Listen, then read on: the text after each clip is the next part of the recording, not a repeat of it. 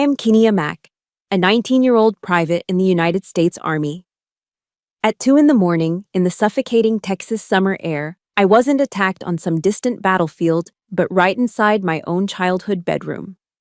My stepbrother Dylan kicked the door open, his face twisted with alcohol and hatred, a Phillips head screwdriver clutched in his hand. The thrust missed my face but found my shoulder, a sickening crack echoing as it went through my right clavicle, pinning me to the wall. The pain ripped a scream from my throat, but the worst was yet to come. When my father, Thomas, and my stepmother, Evelyn, appeared, I begged them with my eyes, but they just stood there. And then, my stepmother's voice, sickly sweet, said, "Oh, now, Kenia, don't be so dramatic." My father just sighed. Her brother's drunk. She always did love the attention. They laughed, completely unaware that through the agony, I had managed to send a 3-letter signal, a signal that would burn their fabricated world to ash. If family is supposed to be your safest harbor but instead is the source of your deepest pain, let me know where you're watching from. Hit that like button and subscribe, because no one deserves to fight alone. The first sign of the devil is his breath. Before the door crashed open, before the world devolved into splintered wood and sharp, blinding pain, there was the whisper. It slithered through the crack beneath my bedroom door, a venomous, drunken hiss from the hallway. "Think you're somebody now, huh, little soldier girl?" Dylan's voice was a slurry of cheap beer, probably the Pop's blue ribbon he favored. But the hatred in it was sharp enough to cut glass. "Come back here to show off." I lie perfectly still on my bed, the thin cotton sheet sticking to my skin in the oppressive San Antonio heat. The ceiling fan above me does nothing but stir the soupy, humid air. My heart, however, is a frantic drum against my ribs, a trapped bird beating itself against a cage. Every instinct, every ounce of my basic training, screams at me. Assess the threat, identify egress routes, neutralize. But I'm not on a training field. I'm in the room with the faded floral wallpaper of my childhood, and the monster outside is my stepbrother. So I do what the little girl inside me has always done. I play dead. I don't answer, praying to a God I'm not sure I believe in anymore that he'll just give up and stumble away. But silence, to a bully, is not a deterrent. It's gasoline. The thud against the door makes me flinch. It's the sound of a shoulder, heavy and purposeful. "I know you're in there, you stuck-up bitch." My breath catches in my throat. This is different. This isn't his usual verbal garbage, the casual insults tossed across the dinner table. This is something coiled and ready to strike. The doorknob rattles violently, a sound like shaking bones. I hear his grunts of frustration, and then a moment of chilling silence. I know what's coming. The explosion of the door flying off its hinges is so loud it feels like it shakes the very foundation of the house. The cheap wood of the door frame splinters, and the door itself slams against the interior wall with a deafening crack. It didn't just break a door, it shattered the last fragile illusion that I could ever be safe here. He stands there in the ruined doorway, a hulking silhouette against the dim light of the hall. The air in the room instantly becomes thick, heavy with the stench of stale beer, sweat, and the electric charge of impending violence. The ensuing chaos isn't a fight. It's a hunt. It unfolds in a terrifying, almost silent waltz of violence. The only sounds are ragged breaths and the soft thud of my bare feet on the hardwood floor. He lunges, and the screwdriver glints under the moonlight filtering through my window. My training kicks in. I sidestep, his clumsy momentum carrying him past me. My hand shoots out, not to strike, but to control. My fingers trying to form a C-clamp on his wrist, to use his own weight against him. But he's bigger, he's heavier, and he's fueled by a blind, drunken rage that my disciplined training can't account for in this cramped space. He shakes me off with a furious roar, my grip breaking easily. He swings again and I dodge, my back hitting the wall. The cheap poster of the Andromeda Galaxy I've had since I was 12 crinkles behind me. It's a dead end. I have nowhere else to go. I see the third lunge coming. My hand comes up to block, to parry, to do something, but I'm a fraction of a second too slow. He shoves me hard against the wall, my head smacking against the drywall with a dull thud. For a dizzying, weightless moment, I'm off balance. And in that moment, he strikes. The final blow isn't aimed at my face, but lower. The tip of the screwdriver connects with my right shoulder. There's no sharp slice of metal through skin. There's only a hideous, dry crack that seems to vibrate through my entire skeleton, a sound louder than any gunshot.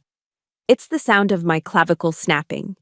The force of the blow drives the screwdriver through the bone and muscle, pinning my shoulder and me to the wall behind me. A scream, raw and primal, tears itself from my throat, a sound of pure, unadulterated agony that seems to have no end. But the physical pain, as blinding as it is nothing compared to the horror that comes next. Footsteps pound down the hall. My father, Thomas, and my stepmother, Evelyn, appear in the shattered doorway. Hope, stupid and desperate, flares in my chest. They'll help me. They have to. My eyes, wide with pain and terror, plead with them. It's a prayer without words. Dad, Mom, please, I'm hurt. Help me. But the eyes that look back at me don't belong to parents looking at their injured daughter. They belong to spectators looking at an inconvenience. My father's face is a mask of weary resignation. He sighs, a long, put-upon sound, as if I've just spilled milk on the carpet. And Evelyn smiles. It's not a real smile. It's a smirk of pure, triumphant malice, a victor's grin that says, "See? I told you. You're nothing here." Then she speaks, and her voice is a slow, sweet poison. "Oh, now, Kenya, honey," she coos, tilting her head. "Don't be so dramatic." The words suck the air from my lungs. Dramatic? The world begins to tilt, the edges of my vision blurring. Through the fog of pain, I hear my father's voice, devoid of all concern, piling on the verdict. "Her brother's drunk," he says to Evelyn, not to me. "She always did love the attention." And then they laugh. It's not a loud laugh, just a low, shared chuckle of amusement between them. That sound, that soft, dismissive sound, is 1,000 times more brutal than the screwdriver in my shoulder. My father didn't just abandon me. He took the side of my attacker. He signed, sealed, and delivered the death sentence of our relationship with a laugh. Something inside me snaps, cleaner and more final than my collarbone. My left hand, my uninjured hand, is trembling uncontrollably at my side. But it moves. With a will of its own, fighting through the waves of shock and nausea, it finds the cell phone in the pocket of my pajama pants. My thumb slides across the screen, clumsy and slick with sweat. 3 letters. SOS. It's not just a call for help, it's a vow. In that moment, as my parents' laughter echoes in my ears, the scared, hopeful girl named Kenya died on that floor, pinned to the wall of her childhood bedroom. And from the ashes of that betrayal, Private Mac, a soldier, was born. I hit send, not with the hope of being rescued, but with the cold, hard certainty of a sniper pulling a trigger. They would pay for this. The last thing I see before the world fades to black isn't my stepbrother's snarling face or the glint of the screwdriver. It's the smug, satisfied smile on my stepmother's face. The game has changed. And I just fired the first shot. I drift back to consciousness slowly, pulled from a deep, dark well of nothingness by a steady, rhythmic beeping. A machine. My eyes flutter open, assaulted by the harsh, clinical glare of fluorescent lights overhead. The world is sterile white walls, the faint smell of antiseptic, and the thin, scratchy blanket covering me. The pain in my shoulder is a dull, throbbing fire, a constant reminder of the metal, the bone, the betrayal. I'm alone. Utterly and completely alone. This cold, sterile loneliness. It's a horribly familiar feeling. It's a ghost that has haunted me for years.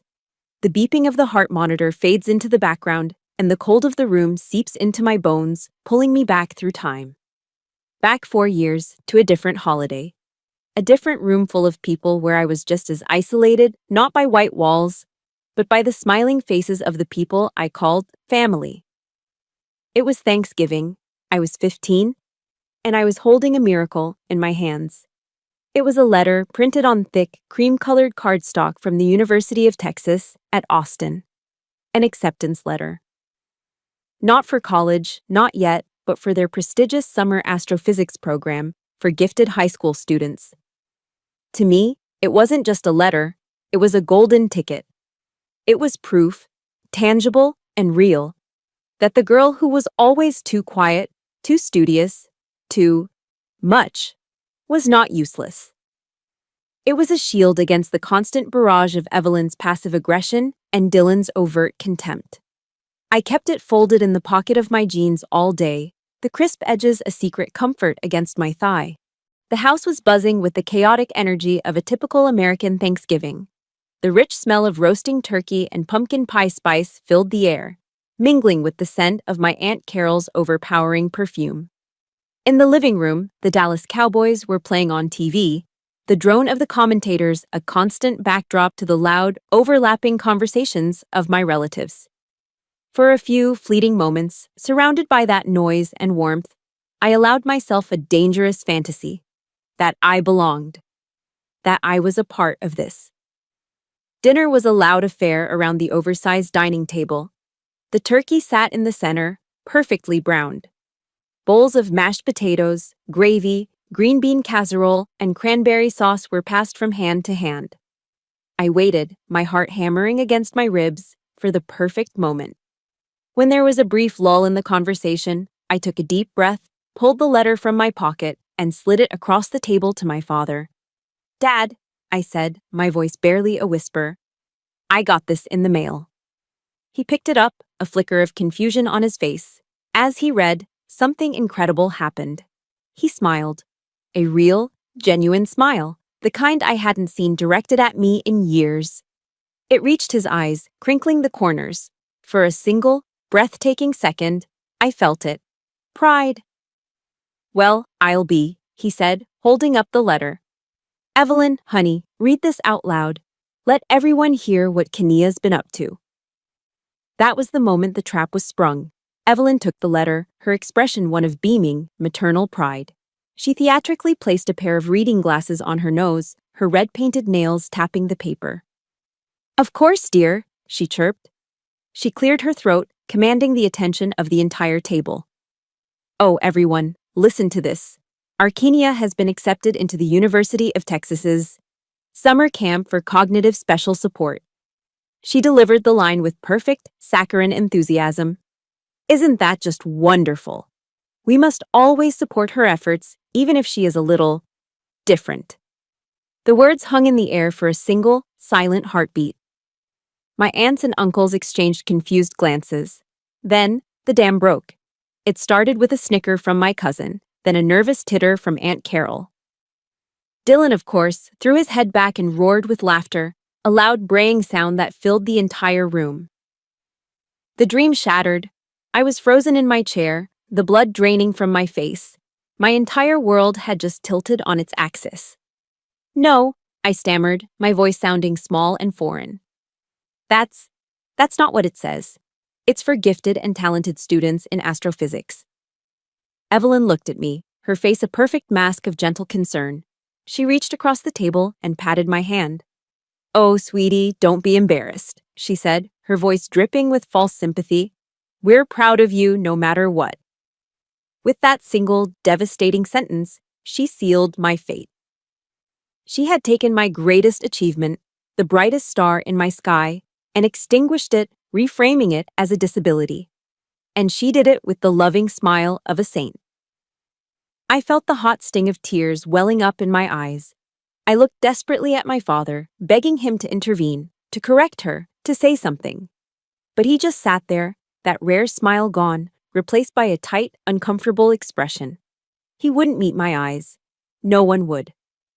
The rest of my family looked down at their plates or offered me weak, pitying smiles, fully believing Evelyn's cruel lie. A single tear escaped and rolled down my cheek, landing with a soft plop in my pile of mashed potatoes. It created a tiny, salty pool in the middle of the creamy white. That single tear was the loneliest thing in the entire world. That night, I was crying silently in my room when a soft knock came at the door. It was my father. Hope, that stubborn, foolish thing, flickered in my chest. He was here to apologize, to comfort me. But he didn't come in. He just stood in the doorway, his frame blocking the light from the hall. "You embarrassed Evelyn tonight," he said, his voice cold and flat. There was no warmth in it, no fatherly concern, just disappointment. "You know she didn't mean it. She was just trying to include you. Now, you need to go out there and apologize to her for ruining the party." The words hit me harder than any physical blow. I was being ordered to apologize to the person who had just publicly humiliated me. My tears stopped. A cold, hard knot formed in my stomach. I looked at the man who was supposed to protect me, and I finally saw him for what he was. A coward, willing to sacrifice his own daughter for a moment's peace in his second marriage. That was the moment I learned that sometimes the deepest cuts don't leave a visible scar. If you've ever had a victory, big or small, turned into something ugly by someone who was supposed to be cheering for you, hit that like button to show some support and comment with a simple, "I see you," below. Because we all deserve to have our light acknowledged. I didn't go out and apologize. I stayed in my room and listened to the sounds of my family laughing downstairs. Later, after everyone had gone home and the house was quiet, I took the acceptance letter from my desk. I looked at the proud Longhorn logo of the University of Texas, at the words that had once felt like a promise of a brighter future. Then, slowly and deliberately, I tore it into tiny, irreparable pieces. I let the confetti of my broken dreams fall into the trash can. It was on that Thanksgiving night that I truly understood. In this house, my success was worse than my failure.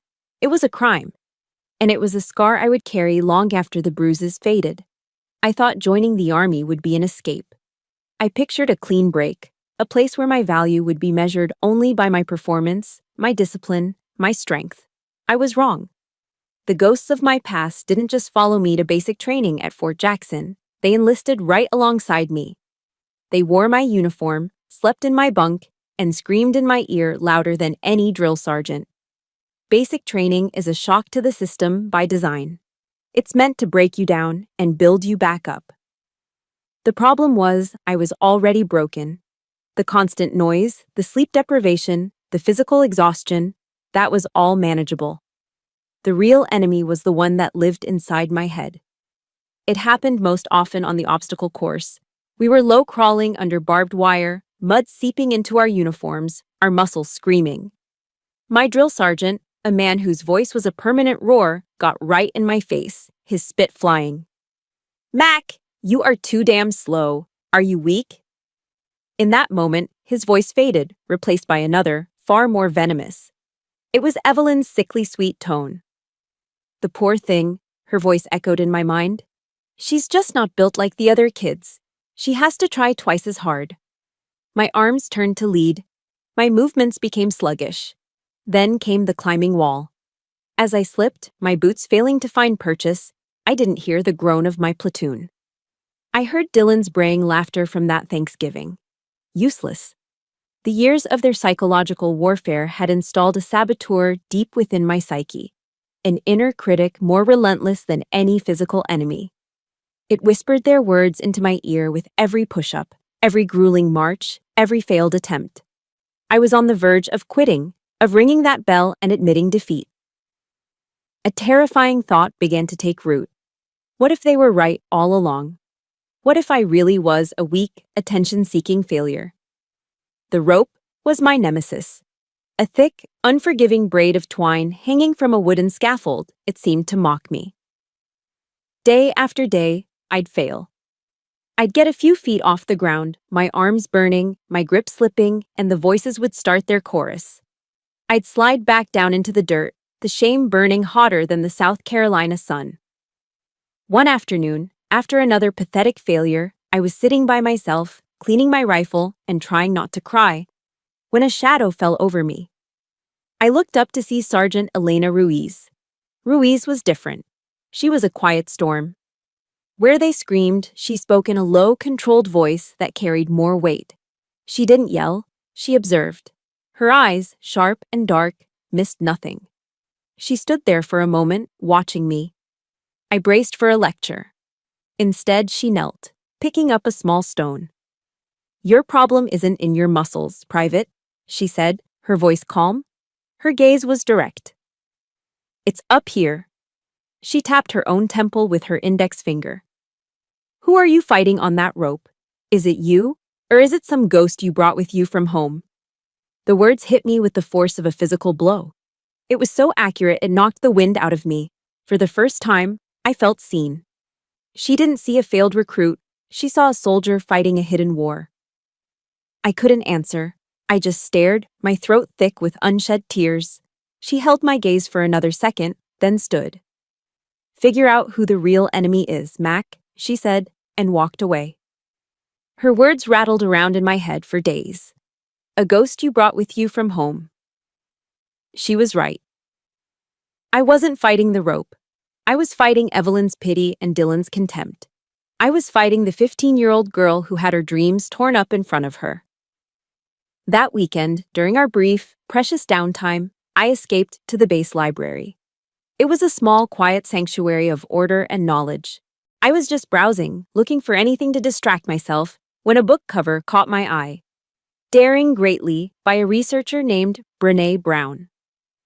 I'd never heard of her, but the title intrigued me. I sat down and started to read. It felt like someone had cracked open my skull and laid bare my deepest fears. I read about shame, about the fear of not being good enough. I read about how true courage wasn't about being fearless, but about showing up and letting yourself be seen, even when you can't control the outcome. Then I read one sentence that stopped my heart. Vulnerability is not weakness. I read it again. Vulnerability is not weakness. All my life, I had been taught the opposite. Evelyn's definition of my vulnerability was a flaw, something to be pitied or exploited. My father saw it as an inconvenience. To Dylan, it was a target. I'd come to the army seeking impenetrable armor, convinced that was the only way to be strong. But this book was telling me that the very thing I was trying to bury, my history, my hurt, my feeling of being broken, wasn't my weakness. It was the birthplace of my courage. It was a paradigm shift so profound it left me breathless. Only when we are brave enough to explore the darkness, I read, will we discover the infinite power of our light. A week later was our final test on the obstacle course.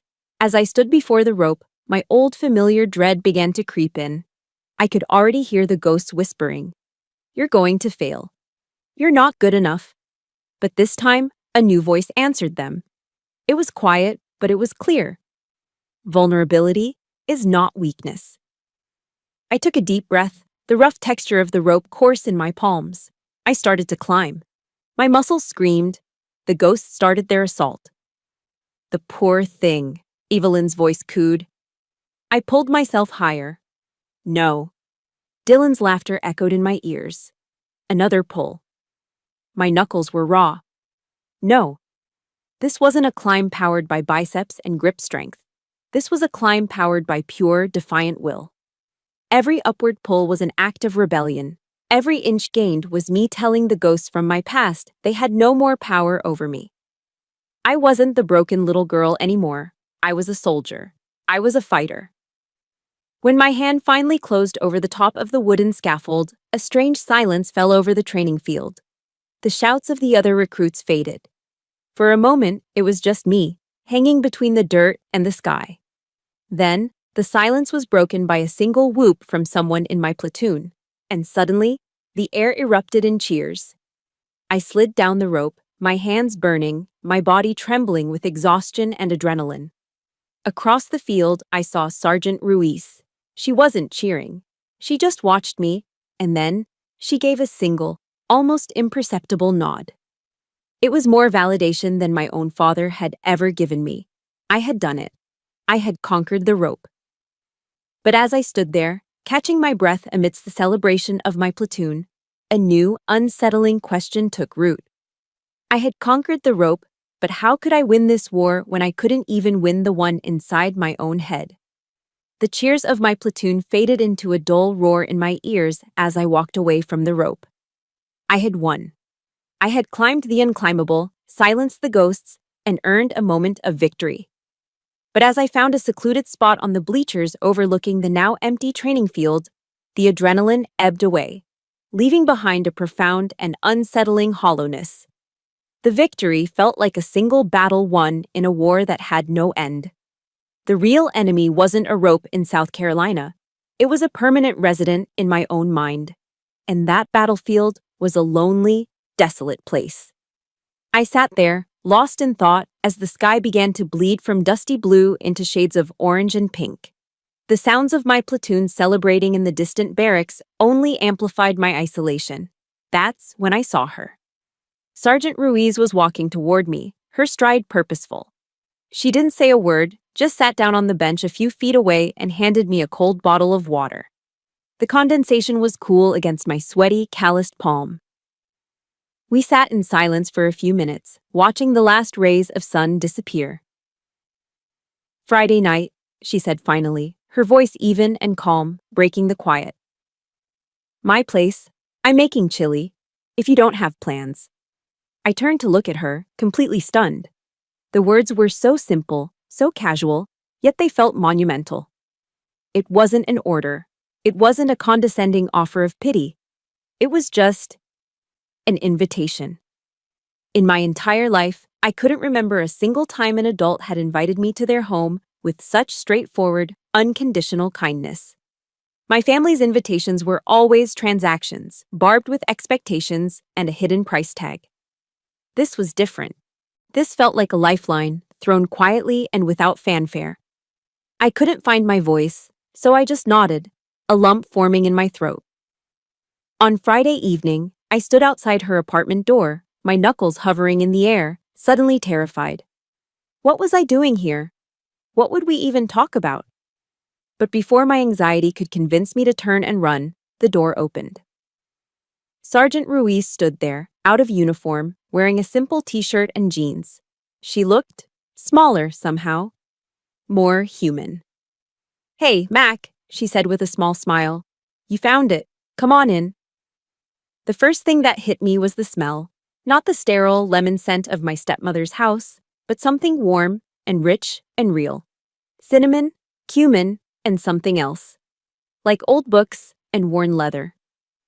Her apartment was small and unassuming, but it felt lived in, a stark contrast to the perfect, magazine-ready prison I grew up in.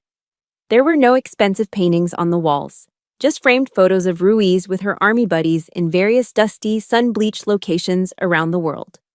Souvenirs from her deployments were neatly arranged on a bookshelf. A painted Russian doll, a carved wooden elephant, a heavy-looking brass compass. A huge, old German shepherd with graying fur around his muzzle lumbered over, sniffed my hand, and then leaned his entire body against my leg with a contented sigh. I instinctively started scratching him behind the ears.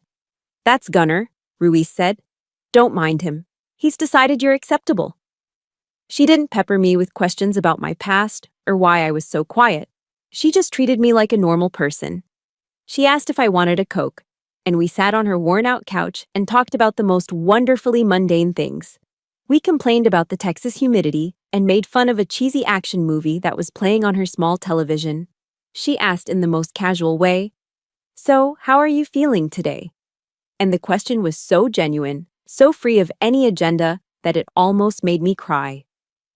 When the chili was ready, we sat at her small kitchen table. She ladled a generous amount into a thick ceramic bowl for me, followed by a hefty slice of golden brown cornbread.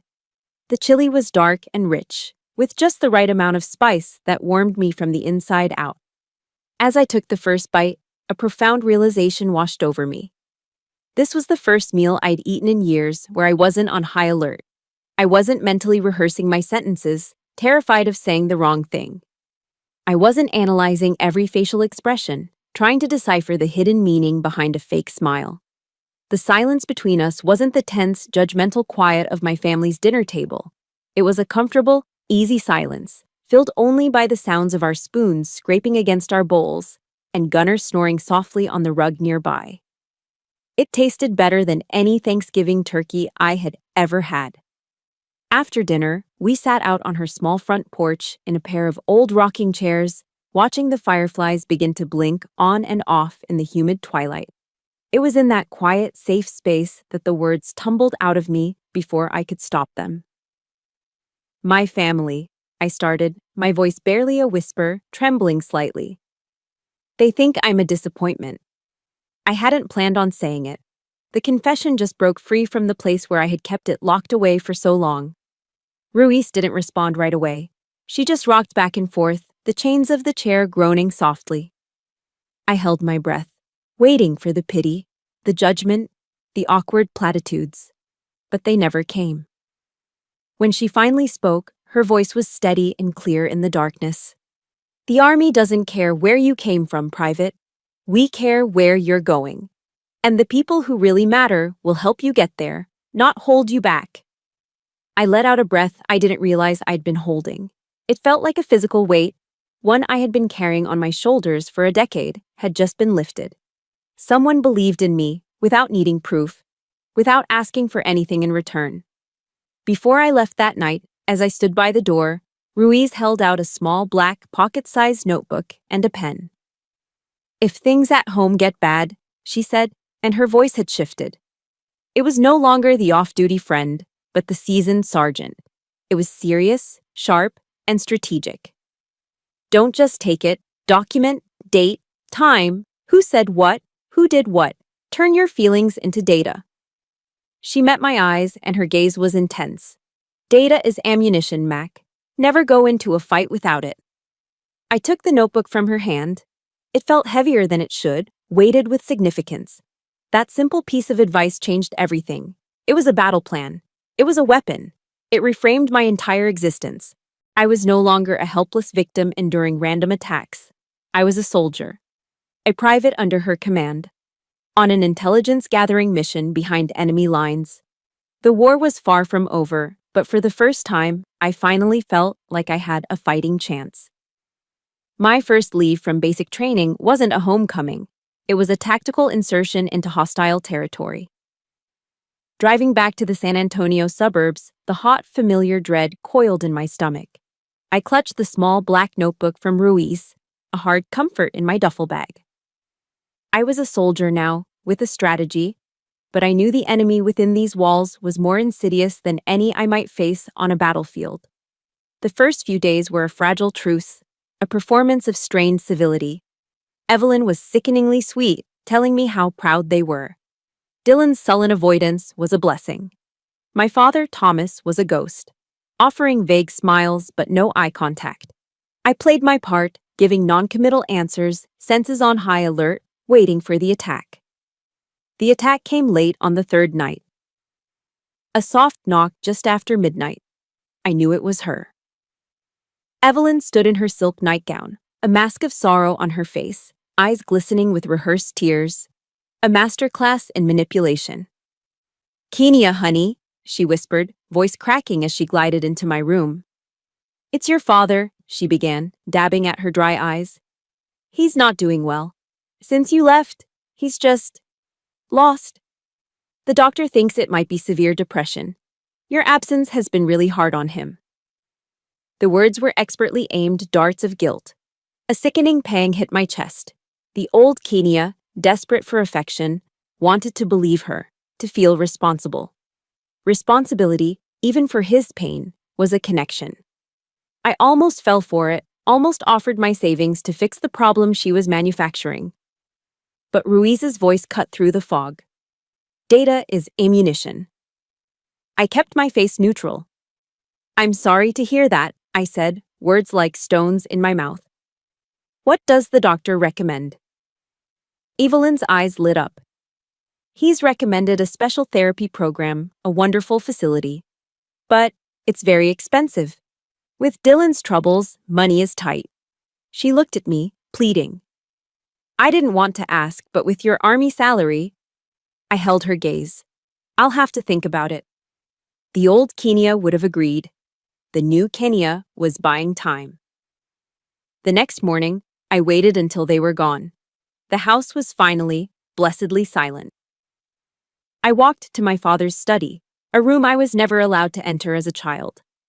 My heart hammered against my ribs, not with fear, but with a cold, determined resolve. This wasn't snooping, it was reconnaissance.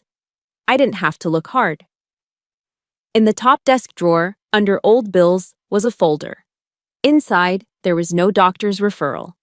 Instead, a thick stack of threatening letters from the L'Auberge Casino in Lake Charles, Louisiana, all addressed to Dylan. The amount he owed was truly staggering.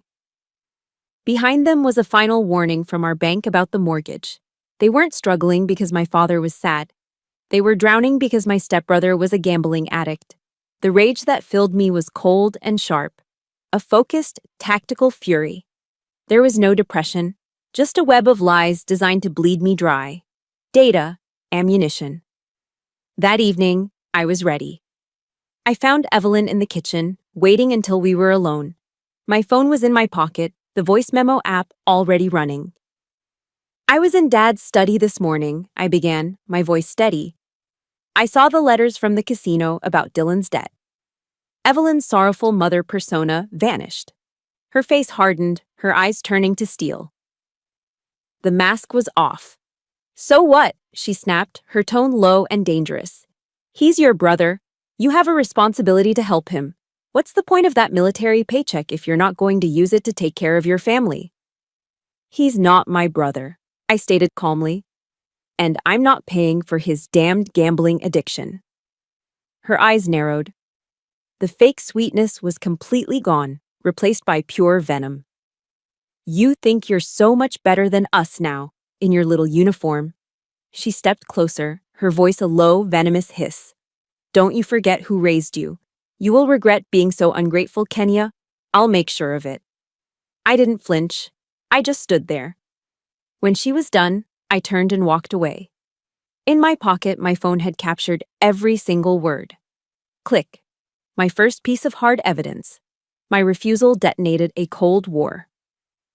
Dylan, no longer hiding his resentment, began a campaign of petty sabotage. He'd accidentally knock over my coffee on my book.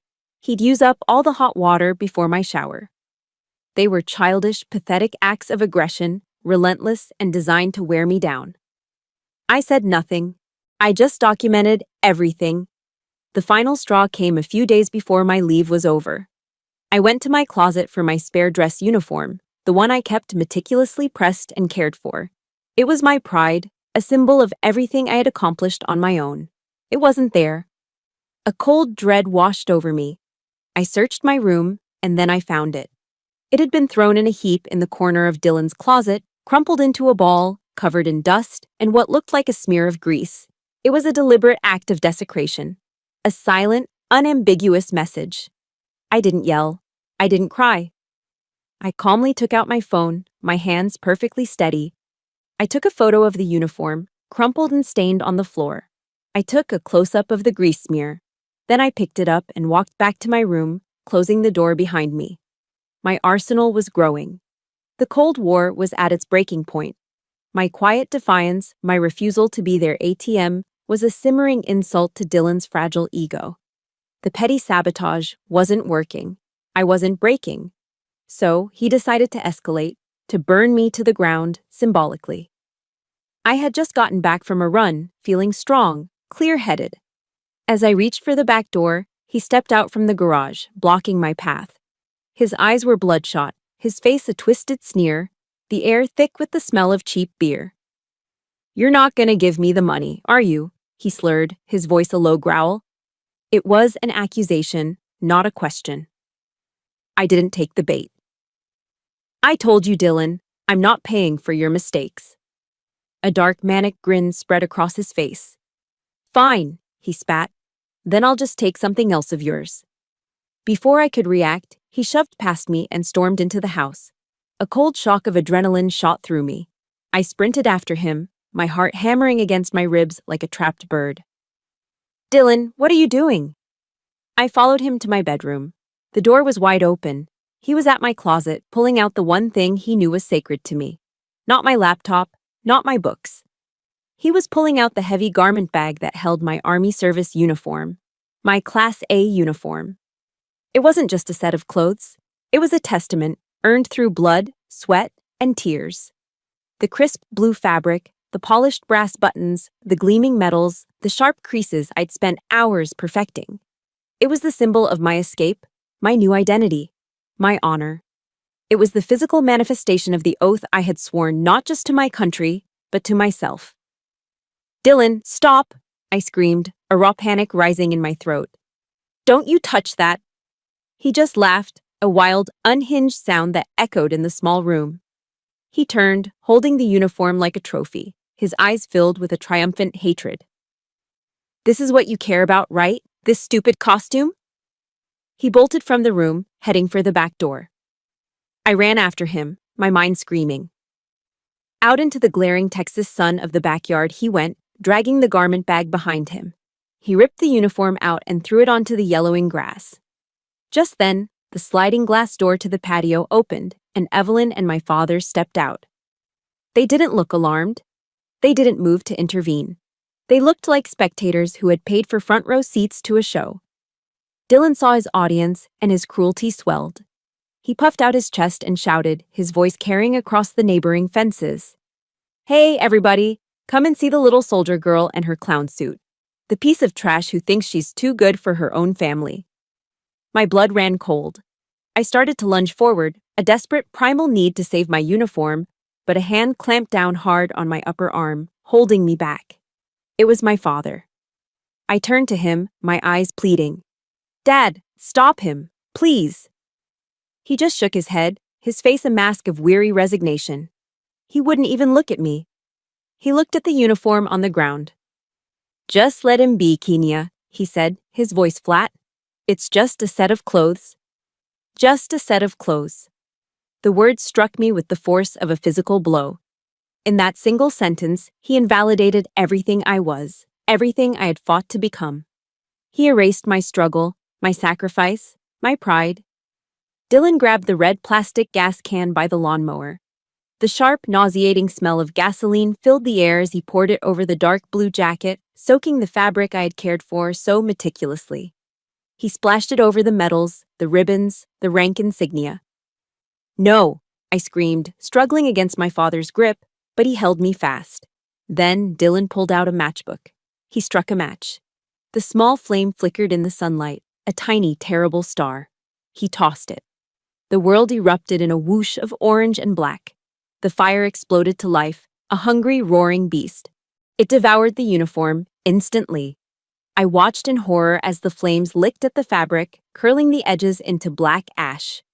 I saw the colorful ribbons on the chest blister and melt into unrecognizable plastic slag. The very symbol of my honor was being consumed in a bonfire of his jealous rage right in front of me. I stopped struggling. I just watched it burn. I tore my eyes away from the fire and looked at my parents. They weren't smiling, but their eyes were filled with a quiet, sickening satisfaction. The look of bullies who had finally dragged their victim down to their level. In their minds, they had just won.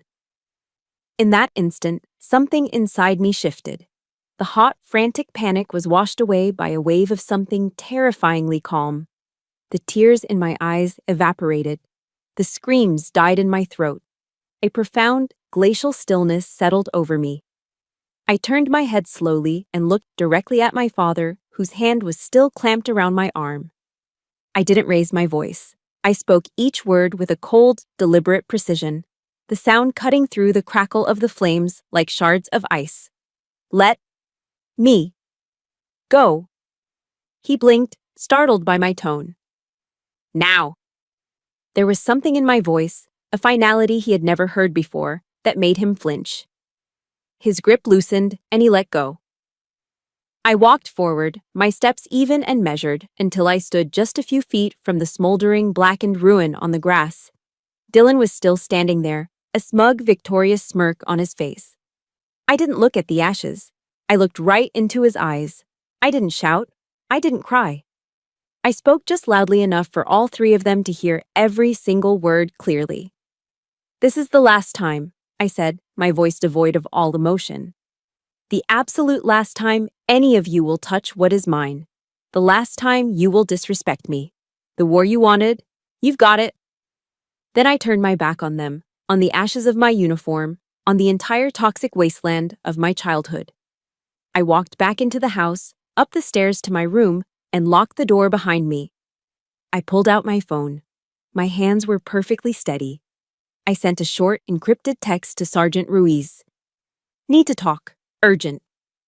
If you have ever had a final straw, A line crossed that changed absolutely everything. Show your support by hitting the like button, and let's stand together by commenting "line crossed" below. The Cold War was over. The hot war was about to begin. And I finally realized that the attack in the backyard was just a prelude. The main assault was coming tonight. That was the night Dylan would come for me with a screwdriver. That was the night it all truly began. Locked in my room, the smell of gasoline and burnt fabric still clinging to the air, I stared at the single word that flashed on my phone screen: acknowledged. The reply from Sergeant Ruiz was immediate, a beacon of calm in the chaotic aftermath of the fire. My heart was still hammering against my ribs, but the cold resolve that had settled over me in the backyard was hardening into something solid, something strategic. The shaking in my hands had stopped. I was no longer a daughter in shock. I was a soldier awaiting orders. My phone rang less than 5 minutes later. The caller ID read Ruiz E. I took a deep breath and answered. Mac. There was no preamble, no gentle, "How are you doing?" Her voice was crisp, professional, and all business. It was exactly what I needed. "Situation report, Private," she commanded. In a low, steady voice, I gave her the facts. I reported the incident in the backyard as if I were describing an enemy engagement. I detailed the destruction of my Class A uniform, the presence of my parents as complicit witnesses, and the final, unambiguous threat in Evelyn's voice from the night before. I recounted the years of manipulation, the financial extortion, the systematic campaign to undermine my confidence. I told her about the evidence I had collected, the voice memo, the photographs of the ruined uniform, the gambling debts. I spoke for 10 minutes straight, uninterrupted. When I finished, there was a brief silence on the other end of the line.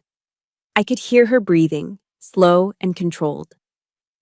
"Good," she finally said, and the single word was a validation of everything I had done. "You have your ammunition. Now you need a general. Write this down." I grabbed the black notebook she had given me. "David Chen, he's with an organization in Austin called the Warriors Aegis. It's a pro bono legal group for veterans. Chen is a former JAG prosecutor. He's tough, he's smart, and he doesn't lose. Tell him Elena Ruiz sent you. And Mac," her voice grew even more serious, "from this moment on, you do not engage with them alone. All contact goes through your lawyer. Understood?" "Hoo-wah," I replied, the military affirmation coming naturally to my lips. I had my mission. The next day, I drove to Austin. The office of the Warriors Aegis was in an old, unassuming brick building downtown, the kind with creaky wooden floors and the faint smell of old paper. It wasn't flashy, but it felt solid, serious. David Chen was a compact Asian-American man in his late 40s.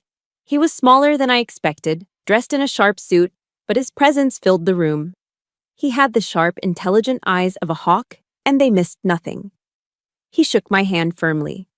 "Sergeant Ruiz called ahead," he said, his voice direct. He gestured for me to sit. "She holds you in high regard." He didn't ask me how I was feeling or waste time with pleasantries. He got straight to the point. "Show me your evidence." This was a language I understood. I laid out my file on his polished mahogany desk, the voice recording of Evelyn's threat, the time-stamped photos of my desecrated uniform, the copies of Dylan's gambling debts from the Louisiana casino, the bank statements showing the money I had sent them under duress. I presented it all in chronological order, a cold, hard litany of my family's crimes. He examined each piece of evidence in complete silence, his expression unreadable. He put on a pair of reading glasses to study the fine print on the bank statements. He played the audio file, listening intently, his head cocked to one side. The silence stretched on, thick with tension. My own hope hung in the balance. Finally, he took off his glasses and looked up at me. He nodded slowly, a single, decisive gesture. "This is more than enough," he said, his voice laced with a quiet intensity that sent a jolt of relief through me. "We have a case." For the first time since this whole nightmare began, I felt a flicker of genuine hope. It wasn't just my pain anymore. It was a case. It was real. It was something that could be fought and won. They are bullies, Private Mac, Chen continued, steepling his fingers. And bullies only understand one thing: a superior show of force. We are not going to file a police report, not yet. That's a messy public battle. We are going to set a trap, a Trojan horse. He leaned forward, his eyes gleaming with strategic brilliance. They want money, so we're going to let them think they're about to get a windfall. He laid out the plan, and it was as audacious as it was terrifying. You're going to call them. You will tell them that you've reconsidered, that you were wrong, and that you will agree to help with Dylan's debt. You will offer to sign the paperwork to leverage the equity in the house, the portion your father left you in his will. But, he held up a finger, the signing will not happen at a bank. It will happen here, in this conference room. That will be our kill box. My blood ran cold at the thought. Go back there, face them again, lie to their faces. It felt impossible. But then I looked at David Chen, at the unwavering confidence in his eyes, and I remembered who I was. I was a soldier. This was my assignment. That evening, I sat in my car in a quiet parking lot, my heart pounding. It was time to deploy the bait. I took a few deep breaths, summoning every ounce of acting ability I possessed. I thought about the scared 15-year-old girl at the Thanksgiving table. I thought about the confused, heartbroken girl who just wanted her father's approval. I channeled all of that vulnerability into my voice and dialed Evelyn's number. She picked up on the second ring. "What do you want, Kenya?" she answered, her voice cold and hostile. I let out a shaky, manufactured sob. "Mom," I choked out, hating the word as it left my lips. I've been thinking, and you were right." I sniffled, making it sound as pathetic as possible. Family is everything. I was wrong to be so selfish. I'll sign the papers. I'll do whatever it takes to help. There was a stunned silence on the other end. I could almost hear the greedy gears turning in her head. Then, her voice, dripping with false, syrupy sweetness, came floating down the line. "Oh, Kenya, honey, I knew you'd do the right thing. Your father will be so relieved. You're such a good girl." The praise that I had once craved now turned my stomach. My legal advisor for my military benefits said he needs to oversee the signing, I added, repeating the script Chen had given me. "We have to do it at his office in Austin." "Of course, honey, whatever you need," she chirped, completely oblivious. She didn't question it for a second. Greed had made her blind. They had taken the bait. The trap was set. I hung up the phone, my hand trembling slightly, not from fear, but from the adrenaline of the performance. I took a deep, steadying breath. I was walking back into the fire, back into the war zone. But this time, I wasn't going in alone. And this time, I was the one holding all the weapons. The day of the meeting, I felt a strange and profound calm. It wasn't the absence of fear, but a clarity that pushed fear into the background. I was a soldier walking into a planned engagement. I knew the terrain, I knew the objective, and I had superior firepower. I wore my Class A uniform, the replacement I had painstakingly acquired, not as armor, but as a statement. When I walked into David Chen's conference room, I was not Kenya, the broken daughter. I was Private Mac, United States Army. I was there first, seated beside Chen at the head of a long, polished conference table. He was a picture of professional calm, arranging files with meticulous precision. Across the room, in a chair in the corner, sat a uniformed Austin police officer, a woman with a calm but watchful demeanor. And by the window, looking out over the city, stood an older man with a kind face and sad eyes. Mr. Miller, my former next-door neighbor, a retired cop. The pieces were in place. Then, the door opened, and they walked in. The victors arriving to claim their prize. They were beaming, radiating a smug, triumphant energy that was almost suffocating. Dylan was practically bouncing on the balls of his feet, already spending the money in his head. "Gonna get me a new truck," he whispered loudly to my father, who clapped him on the back. Evelyn glided over to me, her face a mask of maternal pride. She placed a hand on my uniformed shoulder. "I'm so proud of you, Kenya. I knew you'd come around." The touch felt like a spider crawling on my skin, but I didn't flinch. I just looked past her, my face a blank slate. They took their seats opposite us, their greed making them oblivious. They didn't notice the police officer in the corner or pay any mind to the older man by the window. They just saw the stack of papers in front of Chen, the documents they believed held their salvation. I sat in silence, my back ramrod straight. I waited for my general to begin the assault. "Good afternoon," Chen began, his voice smooth and professional. He pushed a single document across the table. "This is the proposed agreement to leverage Ms. Mack's equity in the property." He let them look at it, savoring their moment of triumph. "However," he continued, his tone shifting slightly, becoming sharper, "before we proceed, we have a few supplementary materials to review as part of our due diligence." He picked up a remote. The large screen on the wall, previously dark, flickered to life. The first image that appeared was a high-resolution photograph of my Class A uniform, smoldering in a blackened heap on the grass. Dylan snorted, a laugh rumbling in his chest. "Oh, come on, that was just a joke. Lighten up." Chen didn't acknowledge him. He clicked the remote again. The next image was a close-up of the collection letters from the L'Auberge Casino, Dylan's name and the staggering amount owed clearly visible. The smile on Dylan's face began to falter. Click. A copy of the bank statement showing the wire transfer from my account to theirs. My father shifted uncomfortably in his seat. The smug atmosphere in the room was rapidly evaporating, being replaced by a thick, cold tension. "And finally," Chen said, putting the remote down and picking up a small digital audio player. He pressed a button. And Evelyn's voice, cold and venomous, filled the silent conference room. "You think you're so much better than us now, don't you? In your little uniform? You will regret being so ungrateful, Kenya. I'll make sure of it." The color drained from Evelyn's face. She looked like she had been slapped. That's illegal," she stammered, her voice a shrill squeak. "You recorded me without my permission." A thin, cold smile touched David Chen's lips. "Actually, ma'am, in the state of Texas, we operate under one-party consent, and Private Mac consented." He leaned back in his chair. "So it's perfectly admissible." That's when the dam broke. "You little bitch!" Dylan roared, slamming his fists on the table and lunging to his feet.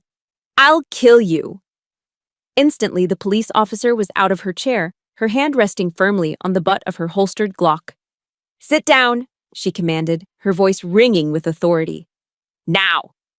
Dylan froze, his face purple with rage, and slowly, shakily, sank back into his seat. My father looked like he was about to faint. Chen let the tension hang in the air for a moment longer, before gesturing towards the man by the window, who now turned to face the room. "And this," Chen said, his voice calm and steady, "is Mr. Miller. I believe you know him. He was your neighbor for 15 years. He's also a retired detective with the San Antonio PD." Evelyn and Thomas stared at him, their faces a mask of pure, unadulterated horror. Recognition dawned. "Mr. Miller," Chen continued, "was in his yard on the day of the joke. He is prepared to testify under oath about witnessing Dylan's verbal threats, the act of arson, and your presence as complicit, and I quote, cheering spectators." It was over. I could see it in their eyes. The fight had gone out of them, replaced by the stark, cold terror of cornered animals. Evelyn stared at Thomas, her mouth opening and closing, but no sound came out. They had lost, and they knew it. Chen let the silence stretch, letting the weight of their defeat crush them. Then, he slid a different set of documents across the table. It was 2 pages, bound with a simple staple. "You have 2 options," he said, his voice now like steel. "Option 1, I take this entire file, the audio, the photos, the financial records, and Mr. Miller's sworn testimony, and I walk it down the hall to the district attorney's office. Dylan will face felony charges for assault and arson. You and your husband," he looked directly at Evelyn, "will face charges for conspiracy and felony fraud. You will all likely do jail time." He paused, letting the words sink in. "Or there is option 2. He tapped the 2-page document. "You sign this agreement. It states that you relinquish all and any claim to the house, transferring the deed entirely to Private Mac. You will vacate the premises within 30 days. Furthermore, you will sign a legally binding, no-contact order. You will never again attempt to contact, harass, or approach Private Mac in any way, shape, or form for the rest of your lives. 30 days. On the 31st day, I stood alone in the doorway of my childhood home, new key in hand. The moving truck had rumbled away the afternoon before, a final unceremonious departure. The house was mine. And it was terrifyingly silent. I walked through the empty rooms, my footsteps echoing on the bare hardwood floors. The silence was a physical presence, a heavy blanket over everything. They had taken all the furniture, leaving ghosts behind. Faded squares on the walls marked where Evelyn's curated family photos, the ones that never included me, had once hung. It was as if they had never been here, yet their presence was everywhere. I made my way to my old bedroom, the scene of the attack. My hand went instinctively to the wall by the doorframe. There it was. A small, deep indentation in the drywall, a permanent scar from Dylan's screwdriver. I traced its outline with my finger. I had won. Legally, I was the victor. I owned the house, and they were gone, bound by a no-contact order. But standing there, it didn't feel like a victory. It felt like the ceasefire after a brutal war. The fighting was over, but the battlefield was scarred, and the cost had been immense. The last few weeks had been a blur of logistics and paperwork.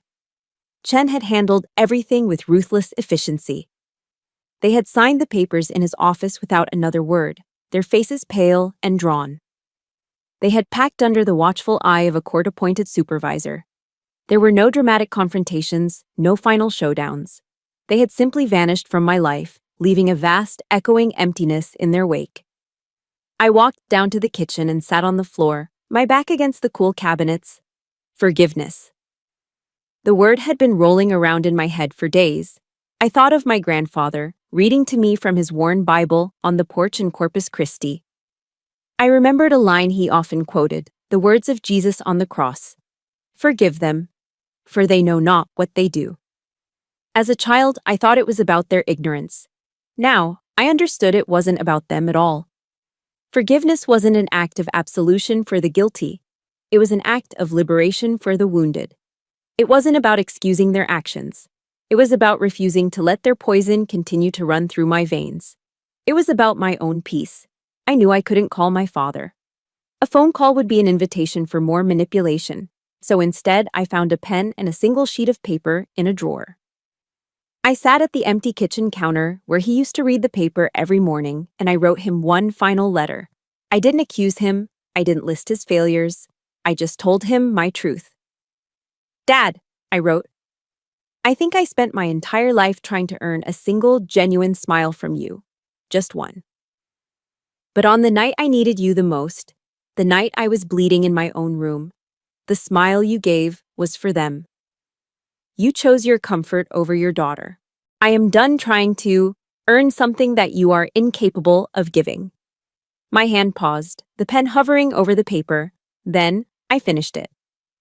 I forgive you, not because you deserve it, but because I deserve to be free from the weight of hating you. I deserve peace. Goodbye, Dad. I folded the letter, wrote his name on it, and left it on the counter. It was a message in a bottle, cast out into an ocean I would never visit again. That was my farewell. A few days later, my phone buzzed with a notification. A new voicemail. It was my father's number. A knot of ice formed in my stomach. For a long moment, I just stared at the screen, my thumb hovering over the delete button. The soldier in me screamed at me to erase it, to not let the poison back in. But the little girl inside me, the one who still foolishly hoped, had to know. I pressed play. His voice was a broken, trembling thing I had never heard before, thick with tears. Kenny, I got your letter. I'm so sorry. I was weak. I was a coward. Evelyn. She had so much control. It was easier to just go along. I never wanted to hurt you. Please, just give me one more chance to make it right. Just one chance. I listened to it once, then again. The little girl inside me wept, wanting to run back, wanting to believe this broken man could be the father she always wanted, but the soldier stood firm. The soldier saw the truth. His apology wasn't for me, it was for him. It was littered with excuses. I was weak. I was a coward. She had control. Weakness was a reason, not an excuse. He was sorry he got caught, not sorry for what he did. It was just another tactic, another form of manipulation wrapped in remorse. I had chosen myself in the lawyer's office. Now, I had to choose myself again. My thumb moved deliberately across the screen. I pressed delete. The voicemail vanished. I had finally chosen myself, completely and irrevocably.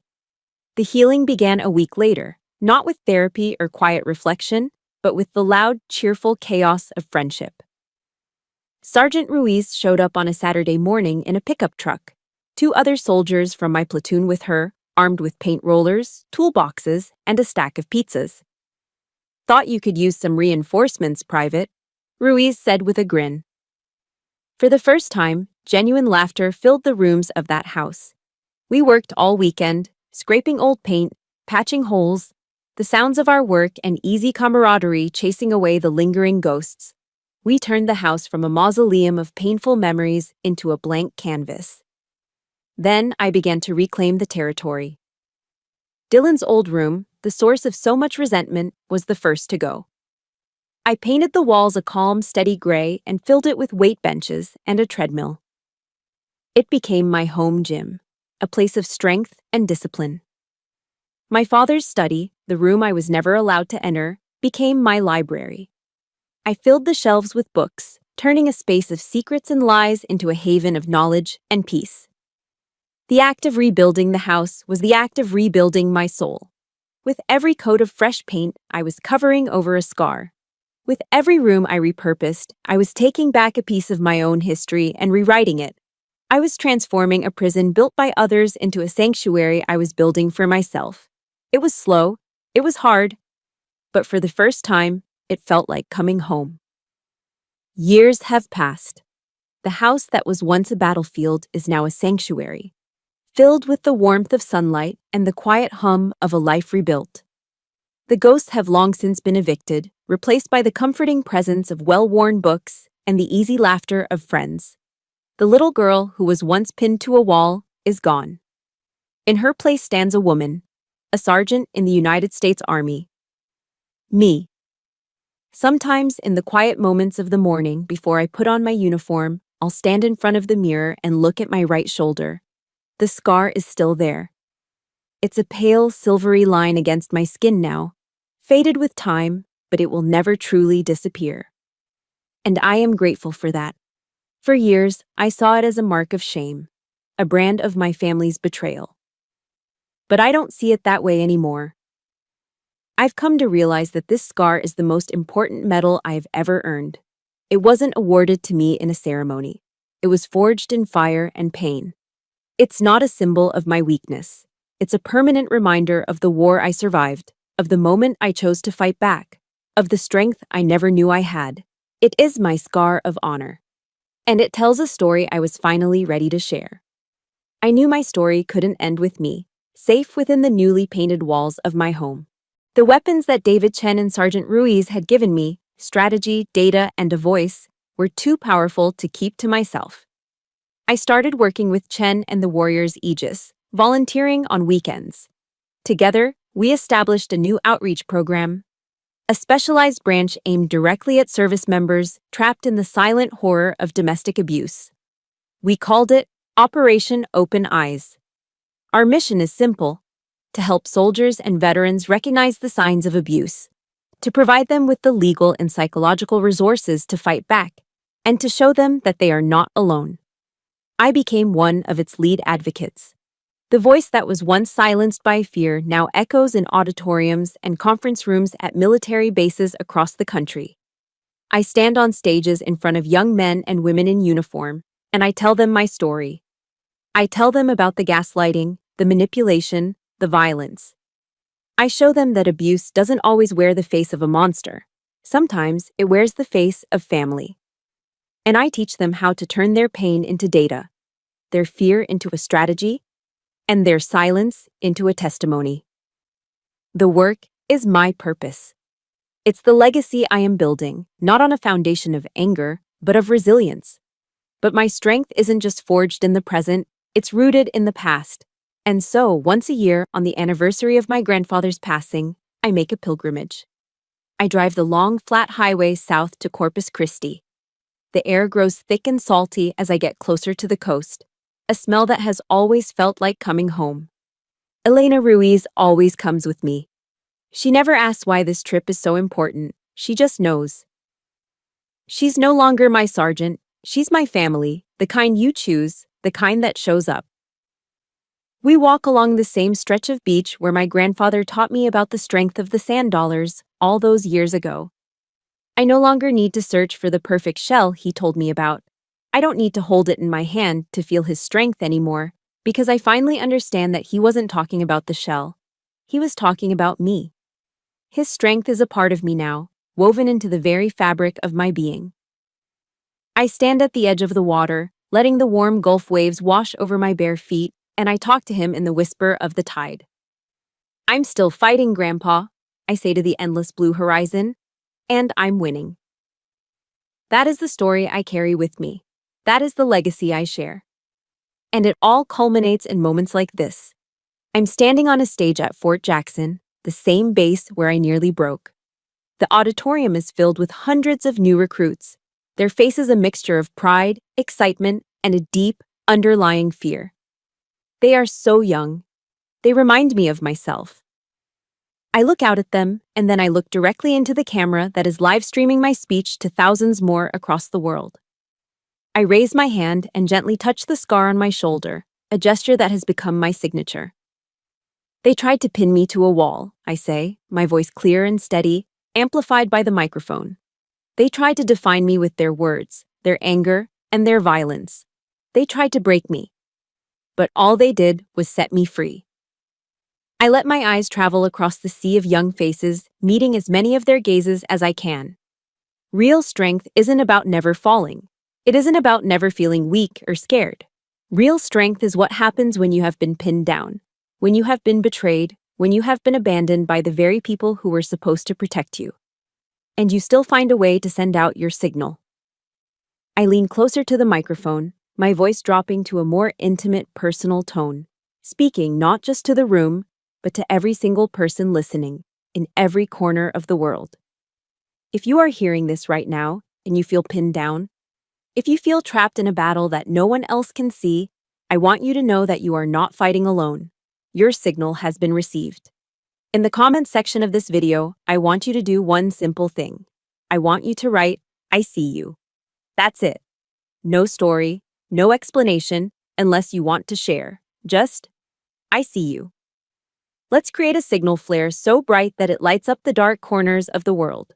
Let's show everyone who is fighting in silence that an entire army is here, ready to fight with them. Because no one deserves to fight alone.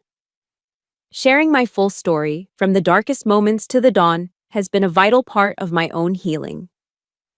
I want to sincerely thank you for listening, for bearing witness to my journey. My story is just one of many, and this channel was created to be a sanctuary for these voices of survival and strength. If you believe in the power of turning pain into purpose, I invite you to subscribe and join our community. Your support helps us bring more voices out of the silence and build a place where truly no one has to fight alone.